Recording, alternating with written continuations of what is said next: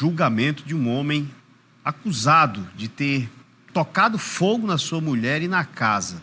A mulher foi morta e o caso veio ao plenário. Só que ele está de pinote, foragido, e agora o caso pode ser uma condenação.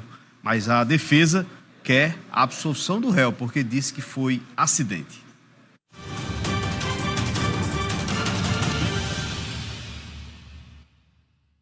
A vítima deste caso teve o seu corpo queimado, com queimaduras de terceiro grau, após o seu companheiro atear fogo nela e nos móveis da casa. Apesar dela ser socorrida, mas após 3 dias não sobreviveu no hospital e veio a óbito. Agora o caso vem a plenário. E segundo o Ministério Público, Antônio Ailson dos Santos deverá ser condenado por homicídio triplamente qualificado. Várias são as provas que o Ministério Público traz para o plenário. No entanto, o Antônio Ailton dos Santos não foi localizado. Ele se encontra em local incerto, não sabido, apesar de um mandado de prisão já ter sido expedido contra ele.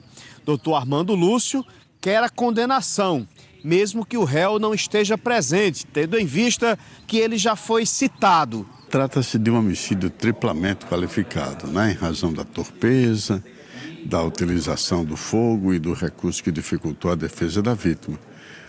Acusado discutia com a vítima o que era habitual entre eles, segundo as testemunhas e vizinhos, e nesse dia ele jogou álcool na vítima e em seguida tocou fogo. A vítima pedia para que ele não fizesse aquilo e ele mandava a vítima se calar, e os vizinhos todos ouvindo isso.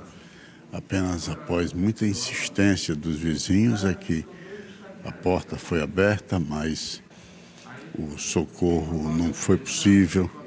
A vítima, 3 dias depois, veio a óbito em decorrência dessas queimaduras de 1º, 2º e 3º graus.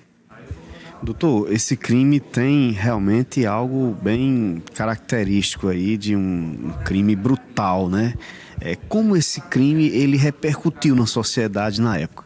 Na época foi muito debatido a perversidade com que o crime foi praticado, né?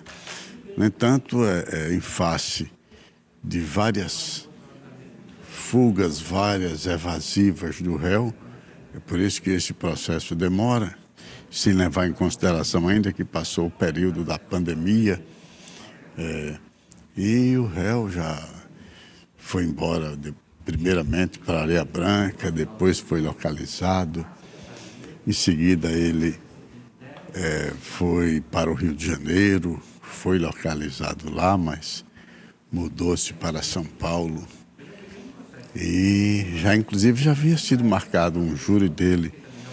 No entanto, na época, o defensor da época alegou problemas que não podia se deslocar de São Paulo para cá e o júri não aconteceu. O juiz encaminhou o processo à Defensoria Pública, que vai fazer a sustentação. Hoje, o Ministério Público sustenta o homicídio, como já falamos, triplamente qualificado. Doutor, ele mesmo não estando presente, pode haver o julgamento e ele pode ser, inclusive, condenado hoje? Pode haver o julgamento, por quê? Porque houve a citação dele, né?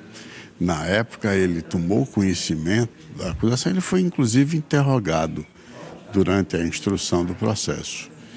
Houve a citação e, na oportunidade, a defesa apresentou os seus argumentos, que não foram aceitos pelo juiz. O processo teve continuidade, o juiz pronunciou o acusado, ou seja, mandou ele a júri. Foi na oportunidade em que ele não compareceu mais ao processo. A defensora Ticiana Dotti quer a absolvição do réu porque, para ela, o crime teria sido acidental. Essa é a tese defendida pelo réu quando ele foi citado e participou de audiência de instrução. Diz que foi um acidente doméstico que vitimou essa mulher com queimaduras de terceiro grau, levando ela à morte. A Defensoria vai sustentar o que vinha sendo sustentado desde o início, embora não fosse um processo acompanhado originalmente pela Defensoria. A gente assumiu, realmente o caso só agora, em fase de júri já, mas vamos continuar na mesma linha do que vinha sendo falado pelo réu, que foi, na verdade, um acidente doméstico e que ele não teve qualquer participação, na morte da sua companheira. Isso ele relatou na instrução, doutora? Isso ele relatou tanto na fase de inquérito, quando foi ouvido na delegacia, quanto na instrução processual.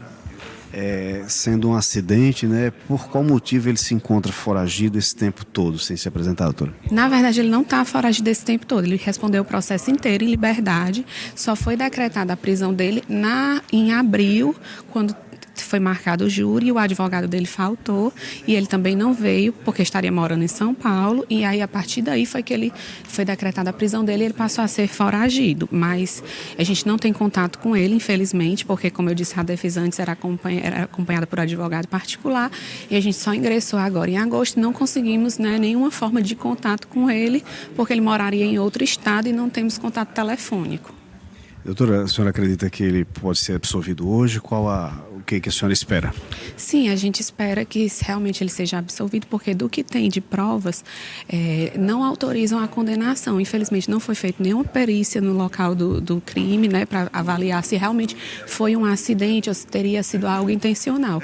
Então, diante do que poderia ter sido feito e não foi, da ausência de prova concreta de que ele tenha intencionalmente causado o acidente, realmente a absolvição é a medida mais justa. O caso, apesar de ser homicídio contra uma mulher, não é tratado como feminicídio. Isso porque o caso aconteceu em 2013 e a lei do feminicídio só foi aprovada em 2015. Olha, a tese defendida pela Defensoria Pública não passou em plenário. O Conselho de Sentença decidiu pela condenação do réu. E o juiz Magnus Kelly impetrou aí uma pena de 24 anos e 6 meses de prisão em regime fechado. Ele se encontra foragido e, quando for preso ou localizado por forças de segurança, deve cumprir essa pena que foi impetrada hoje pelo juiz, conforme decisão do Conselho de Sentença.